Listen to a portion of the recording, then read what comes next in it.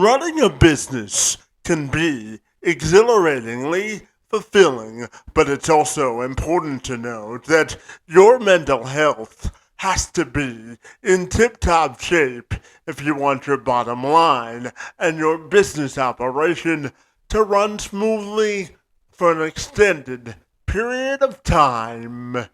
Let's take a moment to dive into the numbers around this very topic. 45% of Canadian business owners experienced some sort of a mental health challenge within the early part of 2023, which was up from 38% who experienced the same in 2022.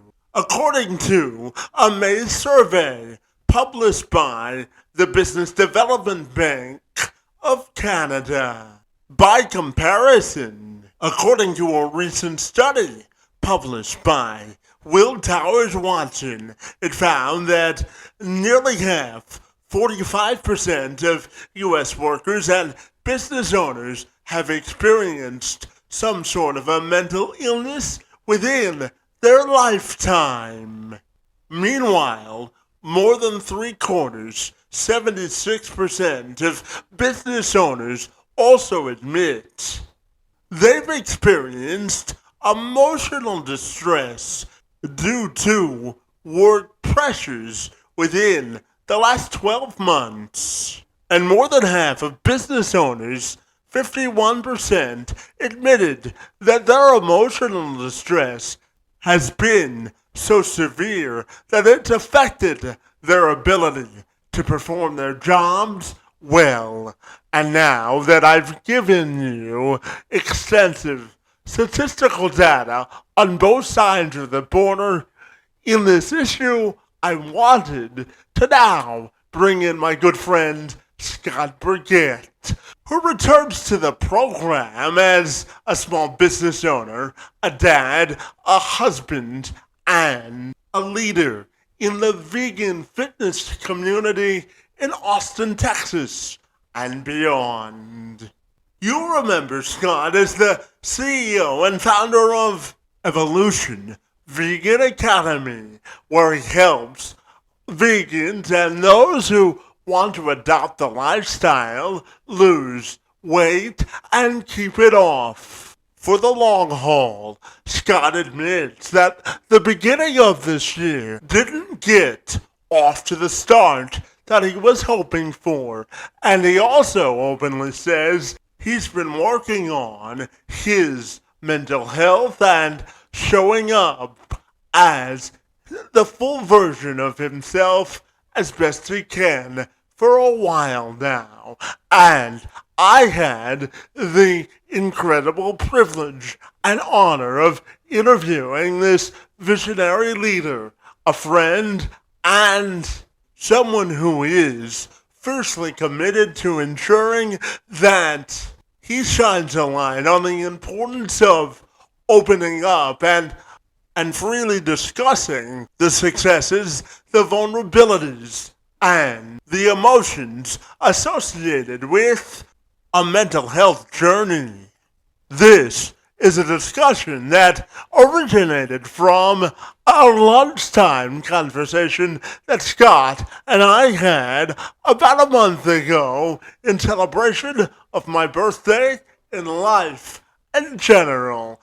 And the continuation of this discussion is one that I'm happy to bring to all of you right now. So without further delay, I'm Kevin McShann. Let's have this conversation.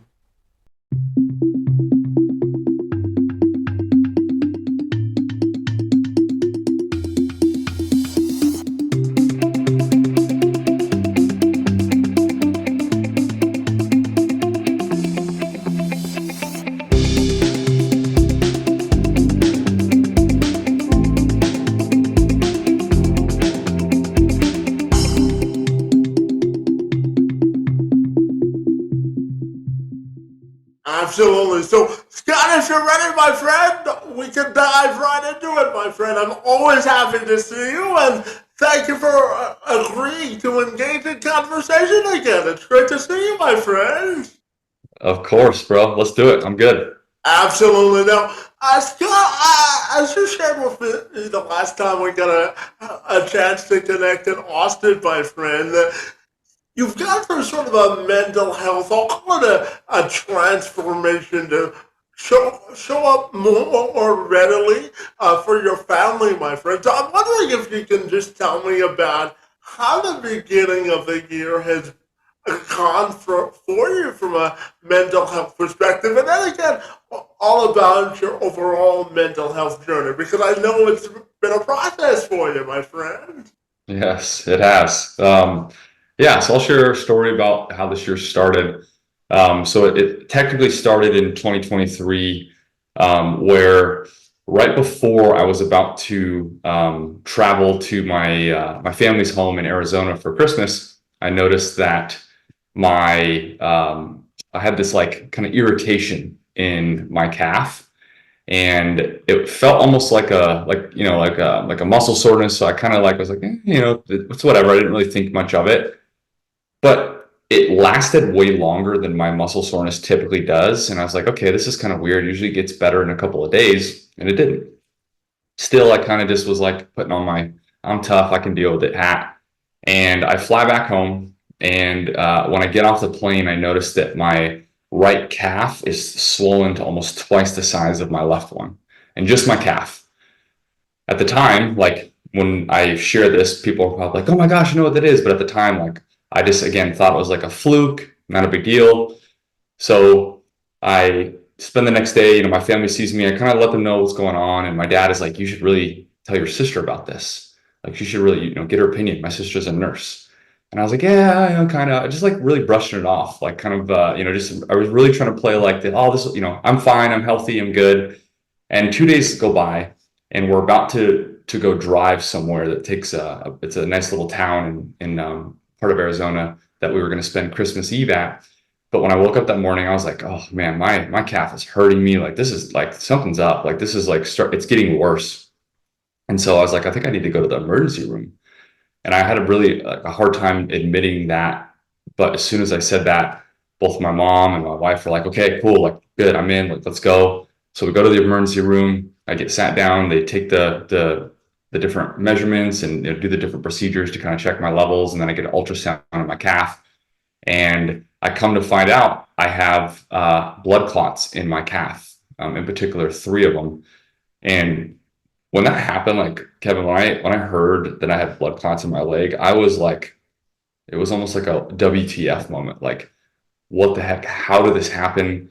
I'm healthy. I'm a coach. I preach this stuff. I live this stuff. And so I was very confused, like how this could possibly happen. And I started looking up, how do people get blood clots? And all the key items were nothing that nothing that I was. And the only one that stood out to me was, it could be genetic. In most diseases and conditions, like there's something that says like it could be genetic. So again, I was like, okay, it could be genetic, but like, really? Like, is this for real? And so that was Christmas Eve. I spent the most of my day in the emergency room. I got on some blood thinners just to kind of hold me over. They said I was okay to fly home. So I flew home right before New Year's. And fast forward to January 2nd, so 2 days after New Year's Eve, second day of 2024. I'm out at night walking my dog about 8 p.m. And as I'm walking, I start to feel my heart race, like different than I've ever felt before. And I wasn't running, I wasn't jogging, I wasn't doing anything that would make my heart go up this fast. And so I started to get a little scared because I remember they said, "Hey, if you ever feel any chest pain or anything in that, like go to the emergency room right away." And that's where my mind went first. And I'm like, okay, kind of like almost like, is this real? Is this me just placebo effect? Like I'm doing it on my own. But regardless, I turned around and I said, okay, I need to get home. So I turned around and went home. And I was like, okay, again, maybe it's mental. Maybe I just need to get in the shower and like just settle myself down a little bit. So I got in the shower, got some hot water running on me, and it got worse. Like my heart was starting to race really fast, and I was getting really scared. And this was a scared that I don't remember. Maybe I have experienced it before in my life, but I can't remember ever experiencing this type of fear in my life. And it was a fear of my life. Like my life could be in jeopardy right now. And I got out of the shower. I wear a little health tracker that tracks my resting heart rate, and my heart rate had touched 140 beats per minute with me not doing anything to get it up to 140 beats per minute. And as soon as I felt that way, I just started feeling unlike myself. I rushed into my son's room where my wife was. My young son. He was 13 months at the time, so she was putting him down to bed. And I was like, her name's Callie. I was like, Callie, we need to go to the emergency room right now. Something's wrong with me. I don't know what's happening. I need help. And so we rushed over to the emergency room. I ended up getting admitted. They did some tests on me, including a CAT scan. And come to find out, those blood clots, or maybe part of those blood clots from my calf, had traveled up to my lungs. And that's why I was experiencing those symptoms, because they moved up to my lungs, which was obviously more of a life-threatening type of clot. Thankfully, I did everything in time, and I got on some stronger blood thinners. I got off my old ones, and they did their doctor stuff, and got me stabilized the next day. And so with that being said, it's been a crazy start, literally right at the beginning of 2024. And now that we're a month and a half ish out of that last event, I've gotten multiple treatment plans. I'm on different blood thinners. Like, things are improving. I don't feel pain in my calf anymore. I haven't had any more episodes like my chest or experiencing any sort of that weirdness. But I do have to face the fact that there is a small chance, well, probably actually a big chance, that I may have to be on blood thinners for the rest of my life. If I want to prevent any of this from ever happening. If I came off blood thinners, then there's always a chance, because I found I have a genetic abnormality that makes me more acceptable to blood clots. They got passed down from my mom's side of the family. And so I'm kind of like in the mode right now of like facing that fact that, like, wow, like this might be my reality. And it's very challenging, because I see myself as a healthy person. I coach people around weight loss and fitness. And so when it comes to my my mental health and where I'm at with that, it's really just a day by day. I've really taken my speed and like kind of almost like franticness of doing things, and just slowed way down, and taking everything day by day, and sometimes like hour by hour, where I'm just like, I'm present. I'm more present, not all the time, but I'm more present. I'm focused on things in the now, and I'm focusing on what I can control now, because I thought that would, nothing like that would ever happen to me. I probably said, I'm healthy. I'm never going to have a condition. And sure enough, it happened to me. And that's where I'm at for 2024 so far. Yeah, I appreciate you sharing that, Scott, because I think it's important for men to really open up about their mental health journey and that sort of a thing. So I'm just out of curiosity, curious to ask you about why do you think it's important for men to communicate about their mental health? Well, I've been doing a lot of work on my mental health and my identity and my leadership and my emotions. Really, over the last 5 years, I've really been engrossed in personal growth, but in particular in the last like 3-ish years, I've really been focused on enhancing my emotional intelligence and becoming more in touch with my emotions. And to answer your question, the reason why I think it's important for men to be more in touch with their feelings and emotions is because, at least through my generation, our generation, like, men were brought up told to be tough. They were brought up from our baby boomer parents that told us to be tough, and that boys don't cry and don't show your emotion, and be a man, and all these sorts of things that quote unquote makes you a man. And none of that was around sharing emotions. That's what women did, or that's what sissies did, or other derogatory words that would be referred to for guys who were more in touch with their feelings. And funny enough, like, ever since I've been young, I didn't know it until now as I've gotten into this journey. But when I was young, I was always the one who was crying and like feeling feelings and wanting to talk about my feelings, but I never understood why. I played football, American football, growing up, and in that culture, like, you don't cry, otherwise you'll get called some really mean names. You'll get kind of like roughed up because you got to be tough, and that's just the culture of it. And I'm not dissing football by any means. I love my history with that, but I would always question, why am I the one who's always crying? Why isn't any other the boys crying? And I never understood that. But now that I'm older, it's because we're so conditioned. And for whatever reason, my emotions, were just pouring out of me to where I couldn't control them. And a lot of times when I cried, it turned into anger because I didn't know really, I thought crying was weak.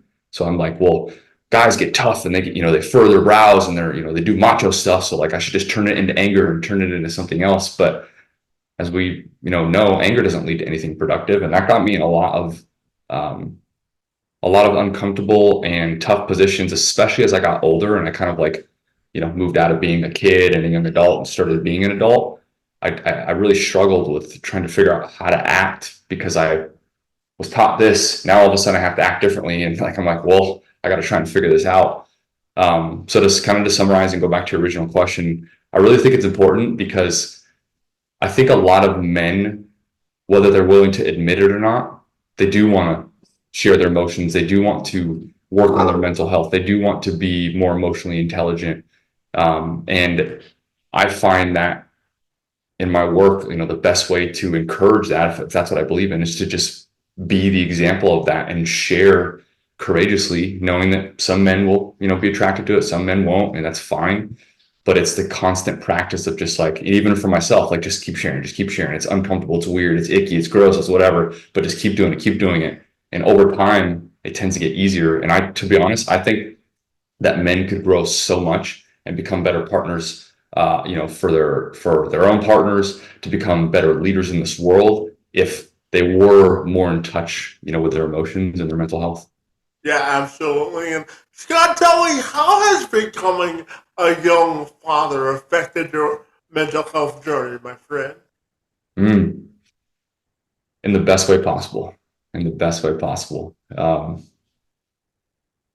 get a little emotional here as I talk through this, but being a father, it's been the best thing that's ever happened to me. I'm so grateful because it wasn't something that was planned at the time when it happened. It was my son was a oops baby. We were planning on having a kid eventually, but not at the time that we did. And looking back at when my wife was pregnant, which was through the majority of 2022.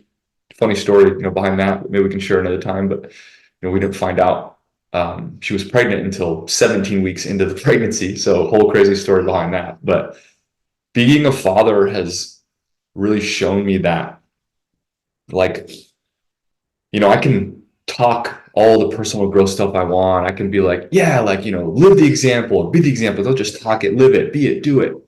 But now there's no more hiding from that. Sometimes I say that, and I've said that in the past, and I believe that it's true, but I don't do it. I say it, but I don't do it. And that causes a misalignment.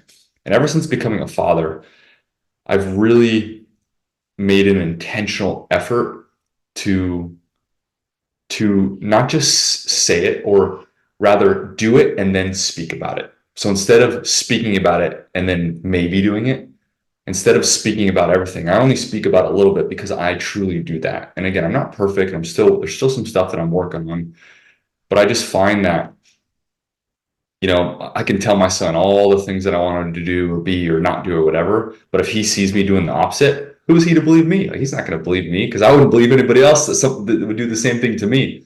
So it's really helped me just up-level my leadership, my alignment with who I want to be and who I want my son to be. And just almost kind of it's actually created a situation where there's no going back now. I'm going forward, and this is the only way because there's literally no going back. So that's how fatherhood has changed my life. And I have to tell you, Chef is the cutest thing in the world. Okay, so you got that going for you. Okay. Thank you. Absolutely, my friend. And I know you're someone who believes that making mistakes is part of the journey. And I'll share just a quick story about myself. So, Scott, I don't think I've ever told you this story. So when I graduated college, I graduated college in 2010, and I had originally went to school to become a sports reporter. And when I graduated college and went on job interviews, I was rejected by no more or no less than 10 news directors who told me, because of your disability, we view you as a liability. So I originally became a speaker, a professional speaker by accident because no one would hire me. And when I uh, talk to organizations about advancing in life, I always tell them that making mistakes as a leader is a part of your life journey because that's how you learn, grow, and expand. So when it comes to your own mental health and business journey, why do you think it's important to make and learn from your mistakes? That's a great question. You know, it took me until I was 18 years old to start the process of accepting making mistakes. And a quick story is I was fortunate enough to earn a full ride scholarship to the college that I attended to play football there. And when I got to school, I went away to a different state from school. So I'm from Arizona. I went to school in Washington State at Eastern Washington University. And part of me was super excited to be there, play football. And then the other part of me was super excited to be away from home and to just like go nuts and have the full college experience. I mean, I was so excited to be on my own, like I haven't had this ever. And I really wanted the full college experience in every way possible. And I started taking some risks. And one in particular got me in trouble, literally. I did not make the smartest decision. And my roommate and I at the time, we ended up smoking weed in our room, and the whole dorm room, like it was in our dorm room, the whole dorm floor smelled like marijuana, of course. And we thought that we could get away with it by just putting a towel under our door because we did that at a room at the top of the building. But as you know, heat rises and it's not the same as the top floor versus the second floor. And so it stuck. And sure enough, literally 30 minutes after that, we were cracking jokes and whatnot, and we hear do, do, do, do, do, knock at the door. And I go over, we're both playing video games or something. And I look through the peephole and I'm like, oh shit, it's the cops. And I go and I try and put some eye drops in, trying to just like get myself. And my buddy's like, yeah, right. And I'm like, no, man, it's the cops, seriously. And he like immediately puts his controller down. He's like, and I open the door, and we ended up getting not arrested, but like kind of like a citation. And that was one of the best learning lessons ever, because I then had to go tell my coach what just happened. And I was, a brand new student on campus, literally like maybe a month or two, not even 2 months there. And I got to tell my coach this. And not only when I was embarrassed, I was afraid that I was going to get kicked off the team. And I worked my whole life to get that scholarship. And when I started playing football when I was 5 years old, so 5 to 18, 13 years, I worked 13 years for that. And in my head, I was like, oh my God, I'm gonna ruin this because of one stupid decision. Thankfully, my coach spared firing me, quote unquote, firing me from the team. I had to do some service work and do some other things, and I got my privileges suspended for a short amount of time. But the tough thing is because I was in Washington, I was like, all right, my parents never have to know about this, because they'll never know as long as we can keep this quiet. But my coach knew my dad was on the Phoenix Police Department, and he knew he would want to hear about this. And before I left his office, he said, Scott, you're going to have to tell your dad about this, right? And my whole, this feeling came over me of like, oh, I did not want to tell my dad this, because I knew he would just have everything to say about this. And he's like, I'm going to follow up with you on X day, and if it's not done, then I'm going to call him. And I really don't want to have to call him to share them this. You need to be the one to do this. And when he said that, I was like, I was scared as shit, but I was like, damn, he's right. Like, I have to do this. I cannot let him do that. And that experience, I thought my life was over at that point, but it was a huge mistake that thankfully I earned back in the course of being a different person in college and showing up to the team, like earning my spot back on the team. And ever since then, I've started looking at mistakes differently. They still hurt, especially around that college time, going into like getting older, but they hurt less as I went on. And now the way that I look at mistakes is like, a small part of me loves mistakes because it helps me grow and challenges me to get better. And as long as I don't give up on it, then I can overcome it. And so it really helps my leadership. And in the position and the role that I'm in my life, there needs to be a lot of leadership. So, yeah, that's how I feel about mistakes. Yeah, and my next question has to do with resilience and setbacks. As you know, Scott, I was born with cerebral palsy, buddy, and I was told at the age of 9 that I wouldn't walk for the duration of my life. And my parents were actually told Scott when I was born that I wasn't supposed to live past 3.5. But as you know, I celebrated my 35th birthday recently, and I always tell people that the only expectations you have to meet in your life are your own. So tell me about your view on sort of resilience, overcoming obstacles, and learning through setbacks, and how has that learning potential or experience evolved for you as you've gotten older? I'm curious. Yeah, it's a good question. And I do remember you sharing that with me when you were here in Austin, and that was very humbling to hear and to see what you've created for yourself, since then, and how you carry yourself, which is why I appreciate our relationship, because like you have setbacks and you have things in your life that most people will never have to deal with, but you have an awesome attitude around it, and that inspires me. And how I look at challenges and setbacks and resiliency and how that's helped me up to this point in my life is I look at resiliency as the willingness to continue, not to do something, but to continue doing something despite everything around you and inside of you saying to not do it. And when I say not do it, it's not to do it because it's not a good thing. It's because you're scared. It's because you're afraid, something's going to happen. It's because of all these different emotions that protect us from doing the things, that we fear. But resiliency is doing those anyway, because you get out of your primal brain and into your logical brain, and you know that by doing this, you're going to become stronger, better, smarter. You're going to help somebody become more inspirational, reach a goal that you never thought you could reach. That's resiliency. And like, comparing my life now, or like even the world now, to the one that I grew up in, so different. And I can imagine like in the next 10 years, it's going to feel even more different. I swear every decade, it's like the exponential jumps this world is taking. And we have to, as a human race, in my opinion, we have to be resilient. We have to. It is no longer an option. Maybe it was before when things weren't the way they were, but we have to now.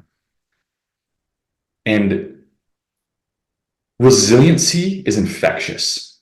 When you hear stories or you share stories or you read something and wow, that person, their resilience, their leadership, man, they kept going, even despite of all the odds. That alone, just reading a story, at least for me, is so powerful on like, okay, if he can do it, if she can do it, if they can do it, I can do it too. And at this point in my life, I am so dedicated, bought in, excited about my vision and where I'm taking my company and the people within it and our clients we work with and the people on social media who follow me.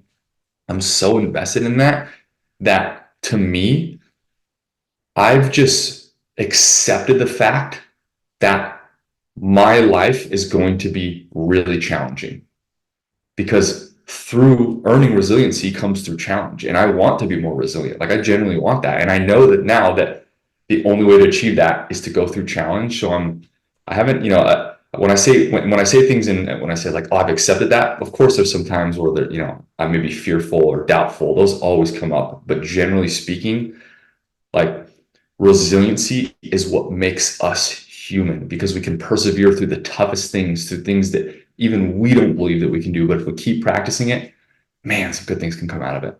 Yeah, absolutely. And Scott, it's hard to believe that we've known each other now for almost 2 years, my friend. And Yeah. one of the things that I admire watching your journey and becoming friends with you, my friends, is your ability to be what I respect as a fearless leader, my friend. So, what does it mean to you to be a fearless leader in your life and in business, my friend? How do you define Mm. that entire concept, my friend? Well, I want to thank you for that compliment. It's really nice of you to share and that you perceive me that way.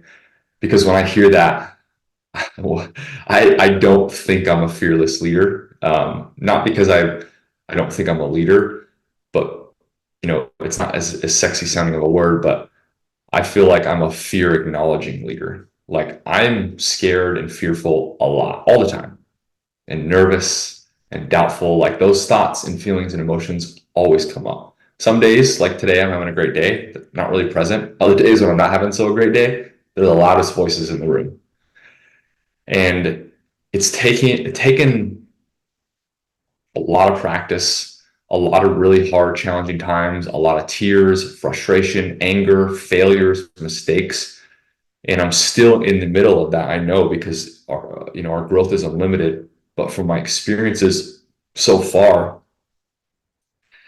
it's it's part like if I kind of look at this as like fearless leader, like if we were making a drink, right, where they say, all right, one part this and two parts that and three parts that. It's like one part just willingness, like willingness to do hard things. It's one part almost like blind optimism where you just kind of like sometimes you have no clue, like you're unsure, like there's zero like anything in the future that you can put yourself on, but you're just so trusting and believe in yourself and believe in the good of the world that you just move forward anyway. And then there's one part, showing up.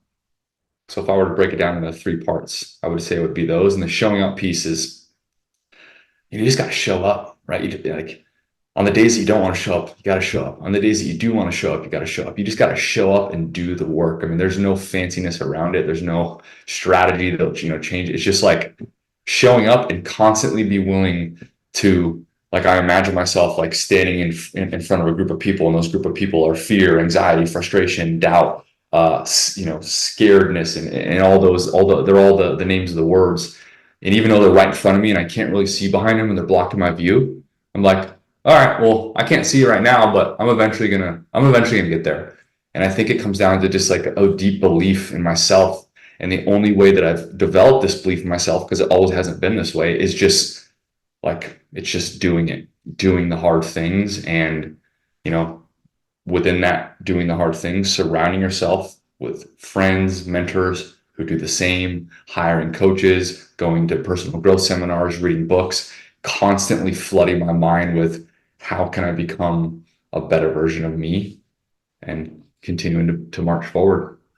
Yeah, and Scott, here is the part of our conversation where I may get a tad emotional because I'm going to ask you about inclusion and social capital. You know, one of the things that I respect about our bond and our, a brotherhood, my friend, is the idea of creating an inclusive culture. So selfishly and just because I'm curious about your answer, I'm curious, what have you learned about the power of inclusion through our friendship, my friend?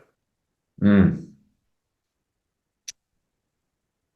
You know what I've learned, Kevin, is that I love being around people who think like me, who have the same drive as me, who want to help people or the world or their family or just help in general, and are willing to put themselves out on the ledge in order to do that. And that's how I felt our relationship has been, and why I think we get along so well is because like I've said it before, like to myself, I'm like, because you're like me, and like I like hanging out with you, and like you think big and you dream big, and like you have these big ideas, and you don't let the setbacks in your life become an excuse as to why you can't do things. You just find a way. It might not be today, it might not be tomorrow, it might not be next month, but you ultimately you find a way. And it's funny, how you use the word inclusion, because I've never really thought of our relationship as like, like with the inclusionist. I just look at you as like, you're just my friend Kevin. Like that's how I see you as. And, with the, inclusion piece, because I know that's the subject and talk on that. Like, I don't see anything else but a cool person. And yeah, I mean, I wish I had like a more profound answer, but I see you, you're just Kevin, and you're my friend, and like I want to hang out with you and talk with you, and that's why I think our relationship's been so fruitful, because we're like each other. We want to do the same things. We're in the midst of our careers, advancing what we want to do and help people, and it just like it's a cool vibe, cool vibe. Well, I certainly appreciate that, and I want to personally thank you for building and adding to my social capital and social circle, my friend. I've learned a lot from you, so I just wanted to publicly thank you before I moved on to my next question, so you get a proverbial and a little tip of the cap, my friend. I'm grateful that you're in my life, and I want to thank you for the ways that you've advanced my life forward. Thank you, Kevin. I appreciate you, man. So yeah, you're welcome. And I'm curious, got to ask you about running a business and your mental health journey, my friend, in terms of your highs and lows, and what have you Mm, learned about yourself as a business owner from a mental health perspective? Great question. I've learned that I can do a lot of things that at some point I thought to myself that I couldn't do, or it would be too hard or too impossible, that I can actually do those things. I've learned that sometimes, no matter how bad I want something, that it also may not happen or may ever happen. I've learned, this one's a biggie. I've learned that if I choose, because it's always my choice, if I choose not to be intentional about creating the space for fun and celebration about my highs and like the things that I do accomplish, then I put myself on the road to burnout, because I'm a very driven person. And so my past Scott self would be like, oh yeah, I reached the goal. All right, on to the next one. And just not allow any space or presence to celebrate in that energy. And I'm by no means perfect, and I'm still working on this as we speak. But that's something that I'm proud of myself for really going after, because it makes the highs more fun. It makes it, enjoyable, and it especially makes the lows more bearable, because I took the time and the energy and the space to celebrate those highs. Because if not, then there's no celebration of highs. Then it's like, how do I just keep myself above water, and how do I manage to get myself out of the lows? And once I'm out of it, it's like, oh yay, okay, I kind of was expecting that, but I'm not going to celebrate it, because I don't want to like jinx it's really like, I don't want to jinx myself, or I don't want to get all excited, and then the rug get pulled out underneath me. And that was my belief for that one right there, that I always had a fear that the rug would get pulled out underneath me, that I shouldn't get too high and celebrate what I want to do, or what I've achieved, because if something goes wrong the next day, then I'm going to feel really sad. And I was like holding myself back and preventing myself that. And that's what my history said. But now today, it's like, no, that's not the right way to do it. And that did serve me in the past at one point in my life. And I'm not mad at myself for that. I just am acknowledging, okay, well, I'm different now, so I need a different strategy. So I think as I'm talking, I think it's like the willingness to be in constant evolution of yourself, knowing that, Scott from 2023 is going to be different than Scott 2024, Scott 2025, and understanding and realizing that as things change in my life, then I get to pour into me and continuing to change my own perspectives, so that my life and my inner self are aligned, which, in my opinion, is one of the, now I don't want to use the term easy, but one of the most effective ways to have a relatively, because it's, business is always up and down, but relatively steady kind of mental health state. Yeah, absolutely. And Scott, as you know, I am not married, but I firmly believe that building relationships is one of the most strongest and most effective ways that we grow as people. And I know that you and your wife, Callie, subscribe to this sort of mantra of creating what I call a two-handed circle where everything within your marriage is in this sort of bubble of a circle, and everything that's out of it really is white noise. So tell me about how your marriage, my friend, has helped you build other relationships and make your marriage stronger as well. Great question. Another story. A very, it wasn't a very, this was the pivotal point in my relationship with my wife. So I started my business in 2019, and my wife and a business partner of hers started their business in 2020. They had no plans of it, and I had no plans of starting a business. It just kind of like, it was an opportunity, and it fell into our laps, and we were like, all right, we're going to take the risk and we're going to go for it. And during that 2019 year, when she was not in the business, I was very much in it, and I was working very long days. I mean, like 10 to 14-hour days, weekends, always on. When I say always on the business, very little like time with us. I would always sacrifice us for the business, because in my mind, I was like, I have to do this. This is the only way to do it. This is entrepreneurs. This is like the entrepreneur way of doing things. Like, you have to sacrifice everything else for the sake of the business. And, in all fairness, like, that's just what I thought, because that's what I read, and that's what, others taught me.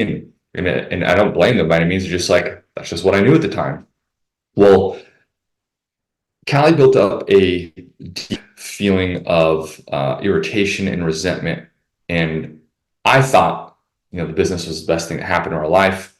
She felt the complete opposite, because while it did bring its rewards, it brought a lot of challenges in our relationship, in particular, in the time that we spent with each other and how we felt about each other. And then when she started her business, and she was busy doing that and the thick of it, growing it, and I was still, it was just like, our relationship almost became non-existent, to where like we were just faking it. And I remember one time specifically, I was at our first home that we bought, which was a condo in North Austin.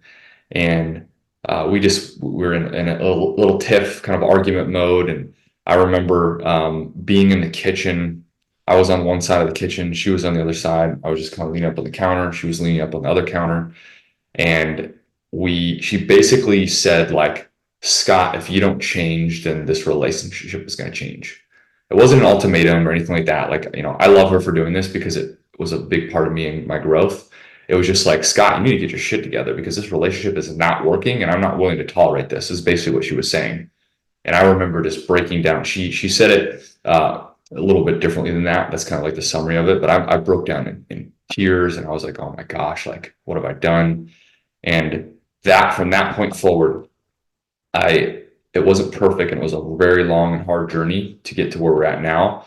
But I committed to myself that I'm not going to let my business interfere with our relationship, and I'm going to grow our relationship just like I'm going to treat our relationship just like I treat my business. And since then, that's exactly what I've started doing. And that was I think it was in 2020 when that happened, maybe 2021. And since then, we've done various things to grow our relationship, to where now we're at a point where, since Shep, my son, is here, like, we're always learning and always growing, but like, we have a great relationship. We're much happier.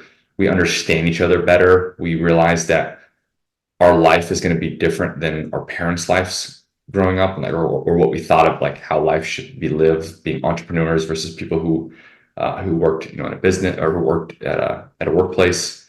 And with that, just focusing so hard on improving our relationship, I want to do the same thing with others and with other relationships. And I, just as equally as you, agree with, with the fruitfulness of relationships, and life's fullness comes out of like building relationships with people.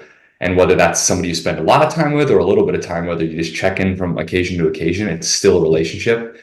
And man, especially as I get older, I didn't really value it as much as I was younger, but as I get older, I value relationships so much more deeply, even if it's just touch point check-ins. Like, just the fact that I know that, somebody's thinking about me, or hopefully I can share something with them that I'm thinking about them.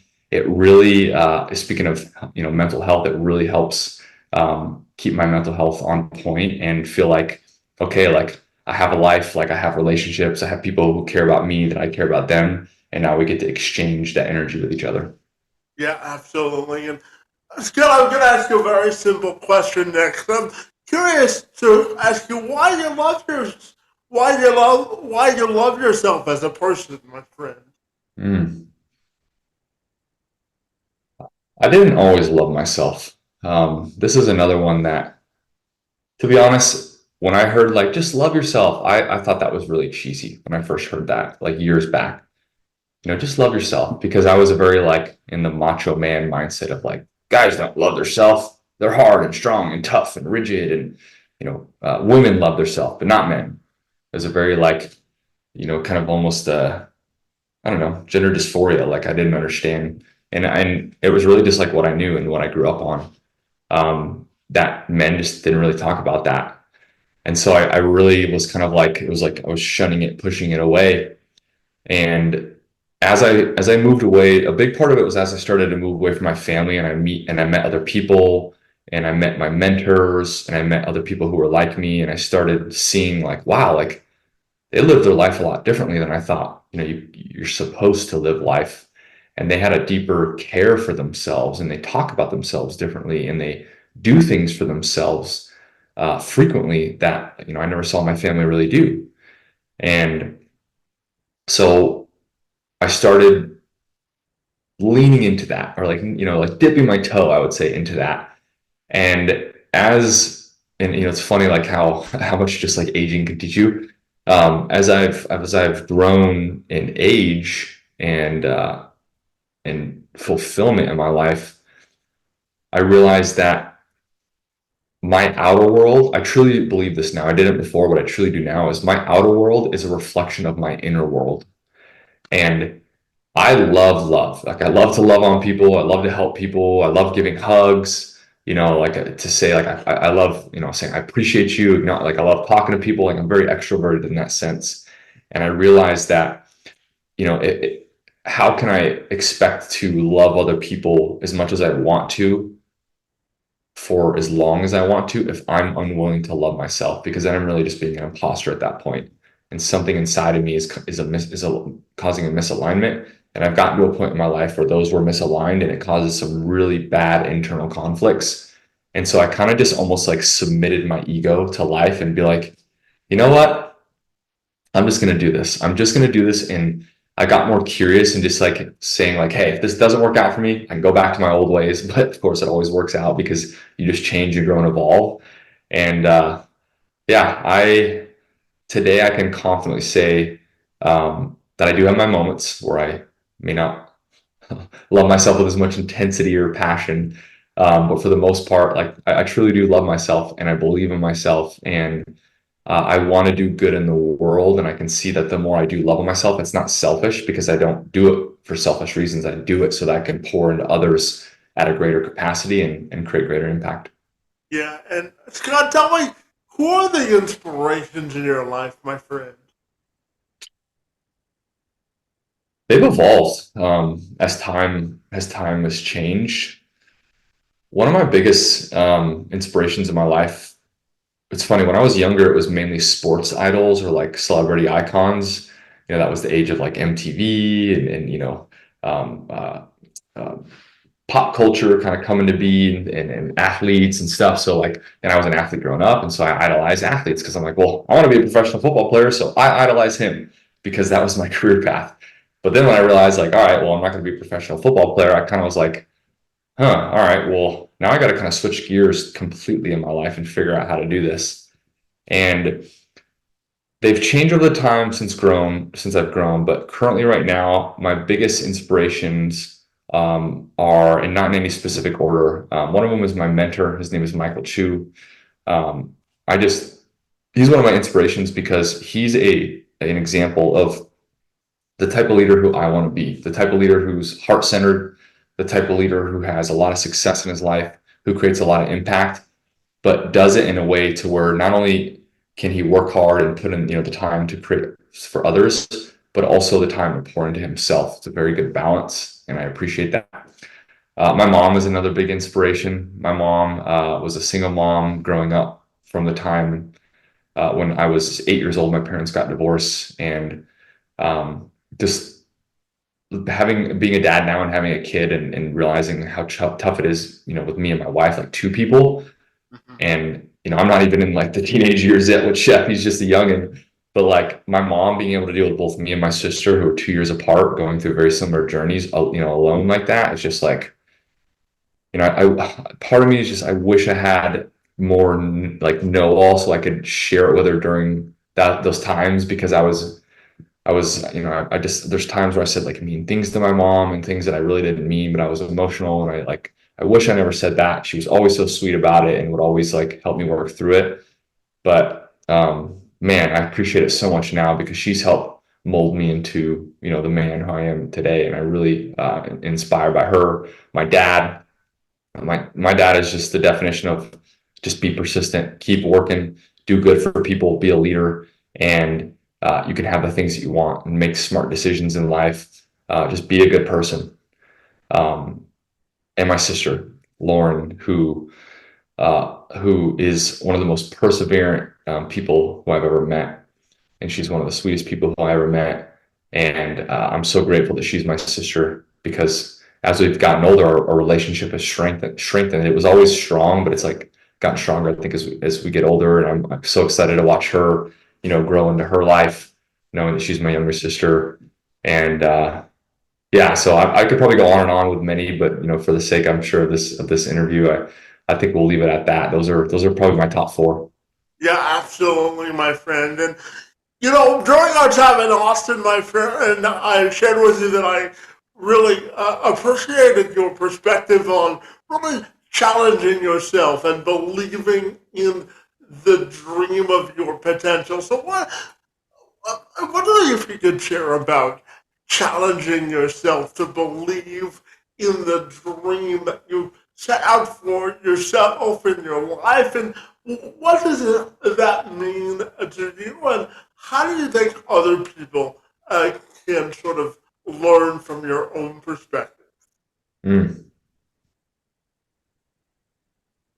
I think what that means to me is, you know, 5 years ago, I would have probably had a different answer as I was growing. But now that I've grown a little bit into this, it really comes down to just being willing to submit to the process, and just like let the guard down, arms open, ready to receive anything and everything. And I don't just mean the good stuff, I mean the not so good stuff as well. Challenges are hard. Challenges suck sometimes. Challenges are the one thing that you just wish at some points in your life were not in your life. Um, but running away from challenges will never, in my experience, has never got me to the place where I want to be. Running away from challenges makes me less confident about myself. Running away from challenges decreases the belief in myself. Even if I run towards a challenge and I don't meet the expectations, or like I fail or I make a mistake, I'm still proud of myself for going after it. Mm-hmm. I think what people can take away from this is that they discount, they think that the only way to receive, like the only way to get something from experiencing a challenge is like overcoming it. But there's so much that you can receive by trying or going through a challenge, like facing a challenge and failing, because you learn more by by your failures, and you miss 100% of the shots that you don't take.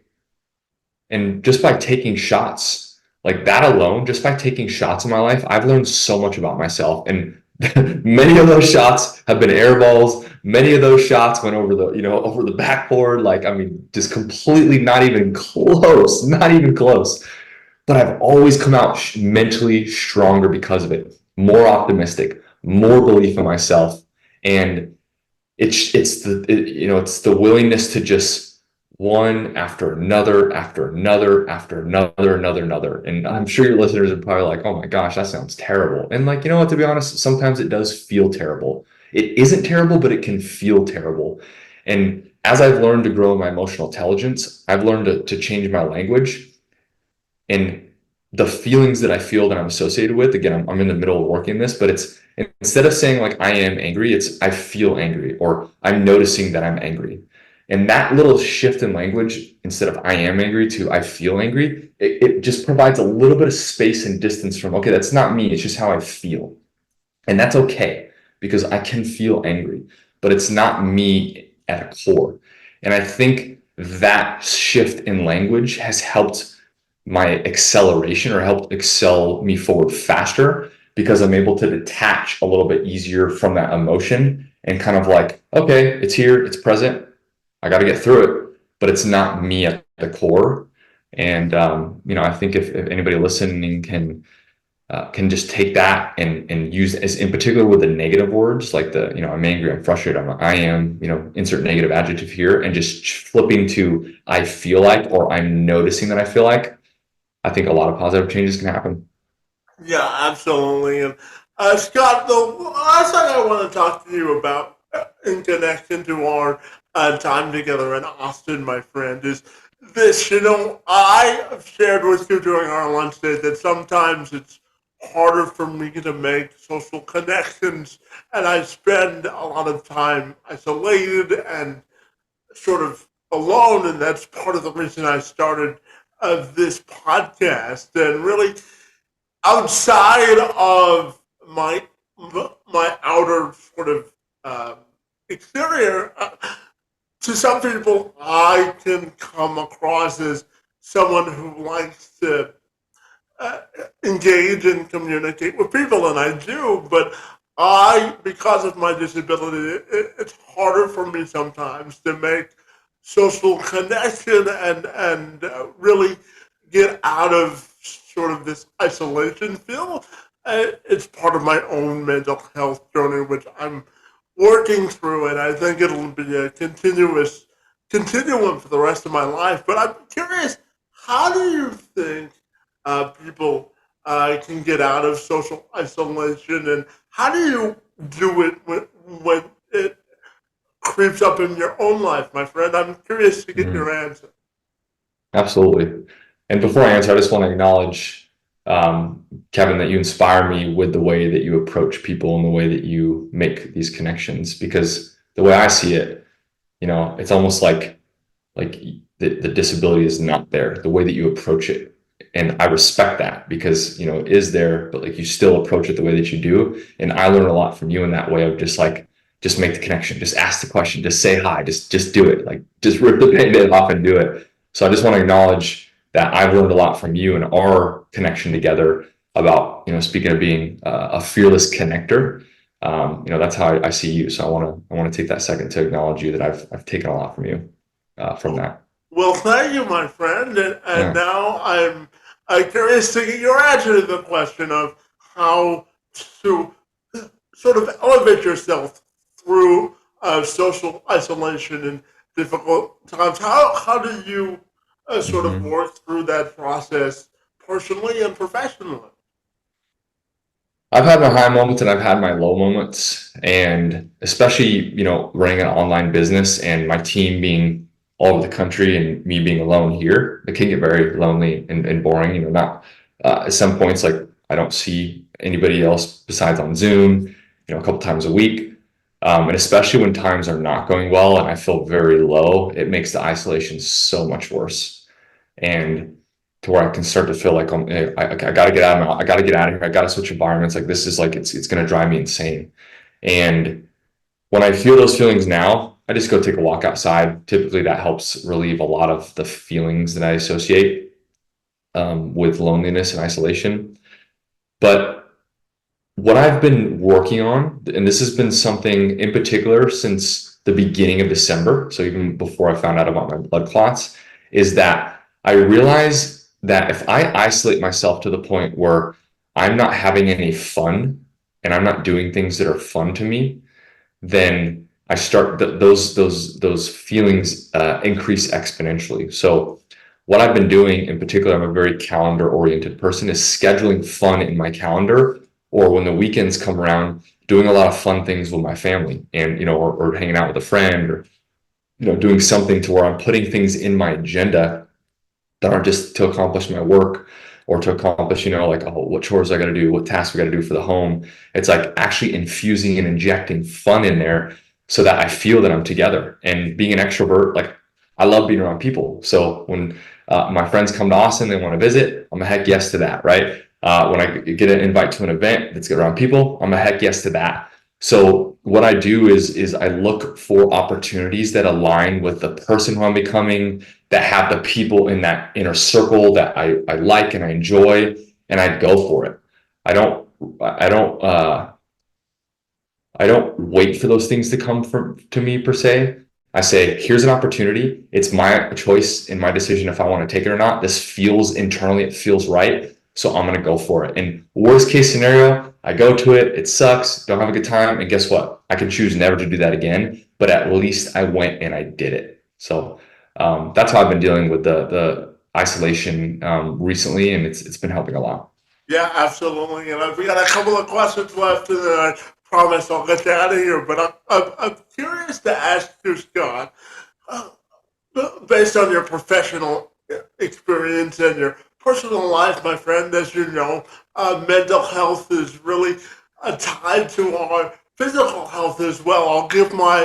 I'll use myself quickly as an example. As you know, I have a group of people who work for me as personal support workers, and part of their journey and working with me is making sure that I'm physically fit and active and all those things. And one thing you know about me, Scott, following me through my social media channels, is I have a hard time saying no when people ask me to do stuff. So, but I noticed, particularly the last week and a half or so, that I was sort of neglecting my physical health. So I told James yesterday that I had a list of things that we have to get done before the end of the week, but I said I'm closing my laptop and I'm going out for a walk, and I ended up walking for 45 minutes, and I did 2 laps around the track, and James wanted me to shut up after that, but no, I'm only kidding.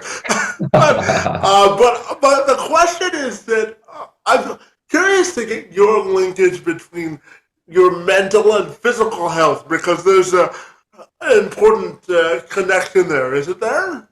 Oh yeah. I mean, it is the connection.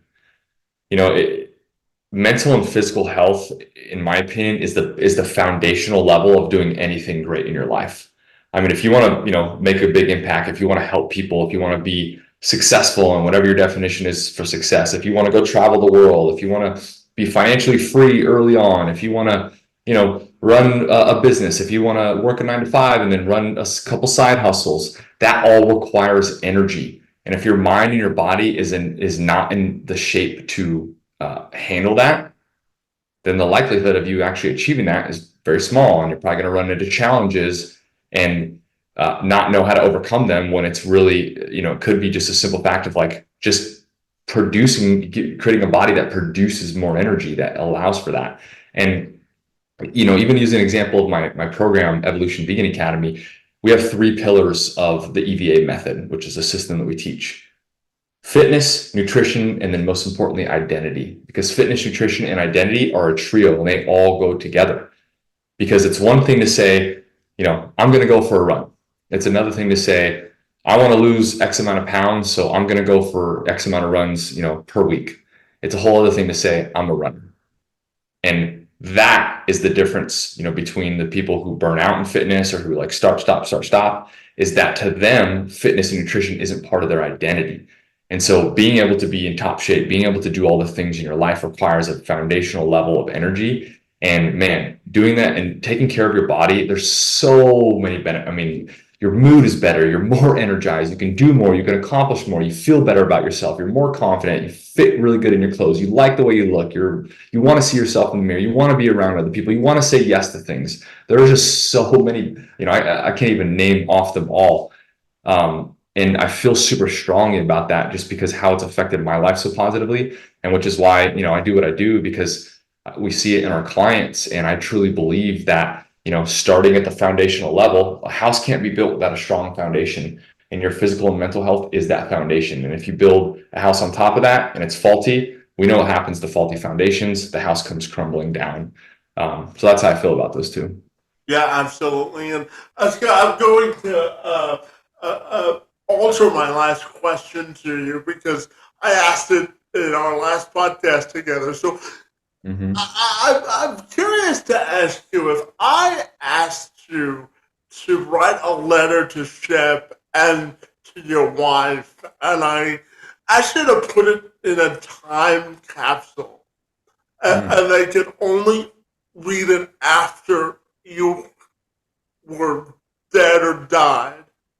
I'm curious, what would be the tone to the letter, and what sort of messages would you want to leave for Shep and Callie, my friend?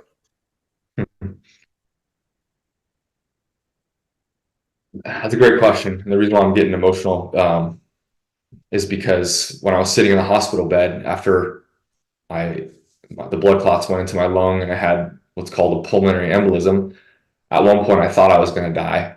And I was wondering how people would remember me. And if I were to write a couple letters to them and they could only, read it after I pass, I would share how much I love them and how much I care about them and how my main goal in my life is to do everything that I can to make us happy and to experience the things that we want to experience and to do the things that we want to do. And I would tell Shep that I used to believe, so side note here, I used to believe that there's a saying that nice guys always lose or something like that. And I had a lot of experiences in my life where I was the nice guy and I would typically lose. But as I've gotten older, I realized how backwards that is. And it may be losing temporary battles, but you don't lose the war. Not a very good analogy for this part, but that's the only one I can think of. And I realized that being a nice person and a nice guy and a nice man, a respectful man is the way to do it. And I would encourage him to push through challenges and to say yes to opportunities that feel good. And I would tell my wife that, even though I'm not here, that she's the most beautiful, amazing, thoughtful, and loving wife in this world, and that Shep needs her mom, and to keep being that light for him so that he can shine his light in his own life and whoever he ends up meeting later in life as well, and that they could have a great time celebrating the continuation of the Burgett legacy. Yeah, absolutely. Well, Scott, I can't thank you enough for your vulnerability, your willingness to share about your mental health journey. In some respects, I hope this experience was a little cathartic for you and a little reflective as well, my friend. As you know, I'm a big believer in the power of reflection and engaging in conversation. It's always great to see you, my friend. And before I say goodbye to you today, I'm curious if people want to get connected with the great work that you're doing. What's the best way they can do that, my friend? Thank you for asking. And yes, this has been an incredible podcast, and I'm so glad that we did this, and it's been very cathartic. So thank you, Kevin. Best place to get a hold of me is on Instagram, and my Instagram handle is at Coach Scotty B _, and Scotty is with a Y. On Facebook, I'm Scott Burgett, and Burgett spelled Burgett. I'm mainly active on Instagram, semi-active on Facebook. I like to write longer stories on Facebook because it's more of the platform for that. I am on TikTok, but to be honest, not a huge presence on there. I think I'm at Coach Scotty B as well. But I would say Instagram is the best place to learn a little bit more about myself and what I do and the clients that we help. Well, fabulous, Gus. I find you to be a fabulous person of moving the needle of progress forward. I think you're a phenomenal individual and someone who provides plenty of inspiration to me and those people you're connected with, my friend. So I want to thank you for this extended time together, our ongoing brotherhood and friendship, and for being here this afternoon. It's most appreciated. Of course, Kevin. Thanks again for having me on. I appreciate you.